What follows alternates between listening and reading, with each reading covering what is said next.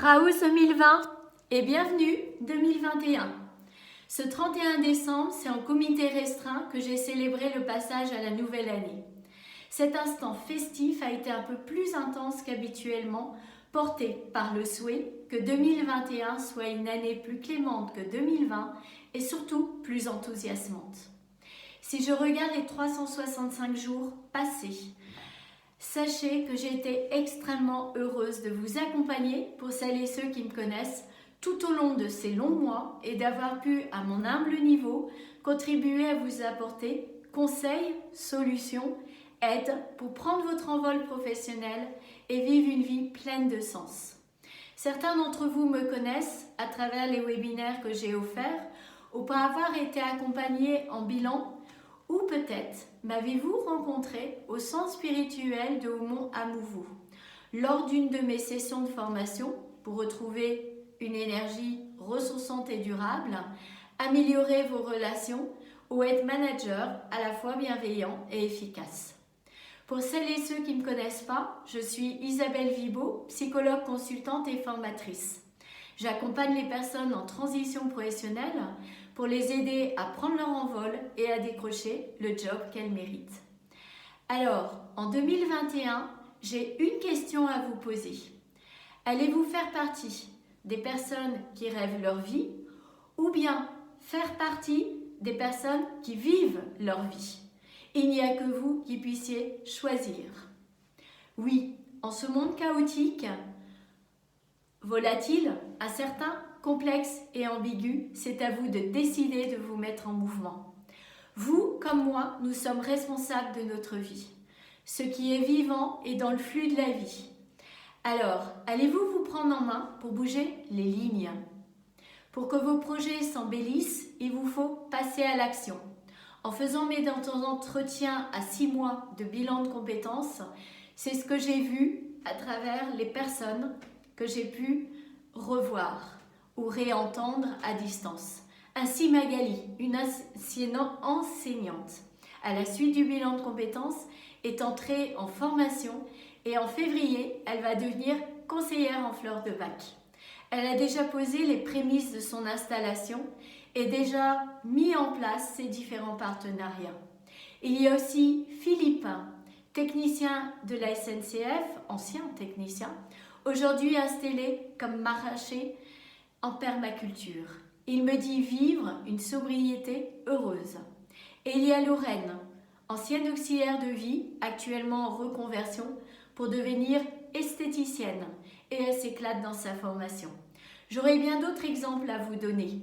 Que de joie au milieu de cette grisaille qu'entretiennent les médias et qui paralysent tant de gens, alors que ceux-là et d'autres avancent vers leurs rêves. Les actes permettent aux rêves de prendre forme en vous confrontant à la réalité pour les ajuster et identifier le chemin qui vous fera grandir en compétences. Se réapproprier ses savoirs, ses savoir-faire, ses savoir-être pour les exploiter dans la cohérence de qui vous êtes en ajoutant parfois une ou plusieurs cordes à votre arc. Vous serez alors dans le temps toujours pleinement auteur et acteur de votre propre devenir. Il faut juste que vous décidiez et c'est ce que je vous souhaite du plus profond de mon cœur pour 2021. Pour piloter votre carrière et avancer durablement, il vous faudra en permanence affiner votre vision, aller à la pêche aux informations pour alimenter précisément votre cerveau et cultiver votre clarté qui vous permettra de développer votre détermination.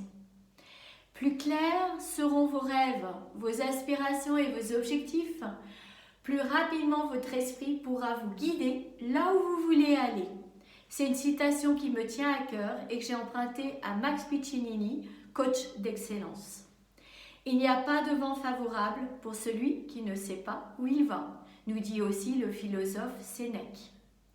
Alors, ce n'est pas ce qui vous arrive qui compte, mais la manière dont vous réagissez émotionnellement aux événements. Soit vous subissez les événements et vous vous lamentez face aux problèmes, soit vous transformez vos angoisses en moteur en vous mettant en mode recherche de solutions. c'est vous qui décidez. Pas à pas, vous franchirez alors les ravins, les ruisseaux, les précipices et grimperez progressivement, victoire après victoire, votre montagne personnelle pour atteindre l'objectif qui vous correspondra. Quand vos idées sont claires, votre énergie, votre enthousiasme vous animeront et toute votre volonté, vos actions s'orienteront dans ce sens. Vous aurez alors l'impression que le tapis rouge se déploie devant vous.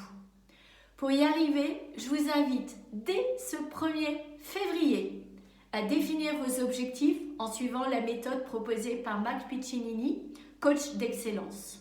Vous décrocherez alors plus rapidement le job que vous méritez. Alors, pour clarifier vos objectifs, voici la méthode. Précisez-les, axez-les sur l'action, inscrivez-les dans le temps, ancrez-les émotionnellement en vous et écrivez-les au présent. Si vous avez été accompagné en bilan de compétences, relisez le plan d'action de votre bilan de compétences et célébrez sa réalisation si vous avez atteint vos objectifs. Si ce n'est pas le cas, remettez-le en phase avec la méthode ci-dessus que je vous ai présentée et travaillez à nouveau votre plan à la lumière de ces objectifs. Au cours de cette nouvelle année 2021, vous rencontrerez, comme moi aussi, des obstacles sur votre route. Mais les difficultés que vous affronterez vous permettent de vous transcender, de vous développer. Ça vous poussera à grandir et à devenir une meilleure version de vous-même. Ce qui est important, ce n'est pas de se poser la question « Où êtes-vous là maintenant ?», mais de vous interroger sur la question « Où voulez-vous aller dans un futur proche ?» Votre qualité de vie est proportionnelle à votre capacité d'appréciation. Ce n'est pas la destination qui vous rend heureux, c'est le chemin vers cette destination. Ne pensez-vous pas que c'est justement en souriant de bonheur que vous allez attirer le meilleur de vous ? Alors, je vous laisse à ces réflexions et n'oubliez jamais que vivre, ou pour bien vivre, il faut que vous passiez à l'action. Vous souhaitez en savoir plus sur mon accompagnement? Alors prenez rendez-vous en me contactant en messagerie personnelle. Et si vous avez apprécié mon message, alors likez-le et je vous invite à le partager à au moins une personne à qui il pourrait faire du bien. Voilà, je vous dis à bientôt et je vous laisse à votre réflexion. Au revoir.